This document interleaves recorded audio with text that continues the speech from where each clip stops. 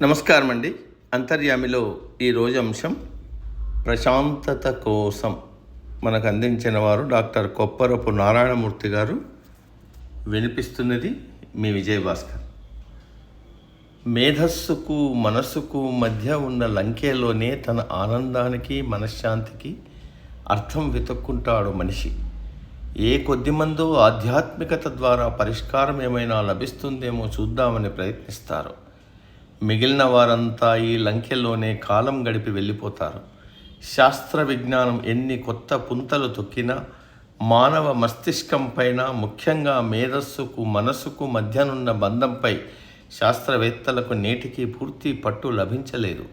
ఇందుకు కారణం మానవ మస్తిష్క నిర్మాణ జీవశాస్త్ర భౌతిక శాస్త్రపరంగా ఒకేలాగున్నా క్రియాపరంగా వ్యక్తికి వేరుగా ఉంటుంది. ఈ వైవిధ్యం వల్ల మానవ మేధస్సు పూర్తి శక్తి సామర్థ్యాల చిత్రం వెలువరించటం సవాలుగా నిలుస్తోంది.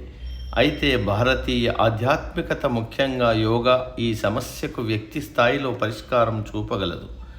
పతంజలి నుంచి స్వామి వివేకానంద వరకు యోగా ద్వారా మానవ మస్తిష్క ఔన్నత్యాన్ని, మేధస్సులో వైవిధ్యాన్ని ఎలా సాధించవచ్చో వివరించారు. ఇటీవల అంతర్జాతీయంగా బహుళ ప్రాచుర్యం పొందిన యోగాకి భారతదేశంలో ఆధ్యాత్మికత నేపథ్యం ఉండగా ఇతర దేశాలు మాత్రం ఒక వ్యాయామంగా పరిగణిస్తాయి. యోగా ద్వారా ఒత్తిడి నుంచి విముక్తి లభిస్తుందని, కొన్ని అనారోగ్యాలకు పరిష్కారం లభిస్తుందని ప్రపంచమంతా అంగీకరిస్తోంది. యోగా ద్వారా ఏకాగ్రత, అసాధారణ జ్ఞాపక శక్తి, అనంత జ్ఞానం లభిస్తుందని స్వామి వివేకానందులు తెలిపారు. జ్ఞానం పొందాలంటే అకుంఠిత ఏకాగ్రత ఒక్కటే మార్గం. ఆ ఏకాగ్రతతో ఎంతటి క్లిష్ట సమస్యనైనా ఛేదించవచ్చంటారు వివేకానంద వారు. జ్ఞానం అంటే విషయం సేకరణ కాదు, విషయాన్ని ఏకాగ్రత అంచున నిలబెట్టి ఛేదించటం. అటువంటి ఏకాగ్రతతో ఎన్నో అద్భుతాలు చేయవచ్చు. ఆ ఏకాగ్రత వల్లే కొన్ని వందల పేజీల పుస్తకాన్ని కొన్ని గంటల పఠనంతో కంఠత చెప్పగలిగేవారు వివేకానందులు. కంచి పరమాచార్య చంద్రశేఖర సరస్వతి కూడా ఇటువంటి అసాధారణ జ్ఞాపక శక్తిని కలిగి ఉండేవారు. కొందరు పండితులు సహస్రావధానం చేసి తమ అసాధారణ జ్ఞాపక శక్తిని ప్రదర్శించటం చూస్తుంటాం. వీరికన్నా అధికమైన జ్ఞాపక శక్తిని యోగ సాధకుల్లో చూడవచ్చు. శారీరక ఆరోగ్యానికి చేసే యోగాకు నియమాలు పాటించినట్లే దాని ద్వారా ఏకాగ్రత, జ్ఞానం పొందాలనుకునేవారు పతంజలి మహర్షి సూచించిన యమ నియమాలు పాటించాలి.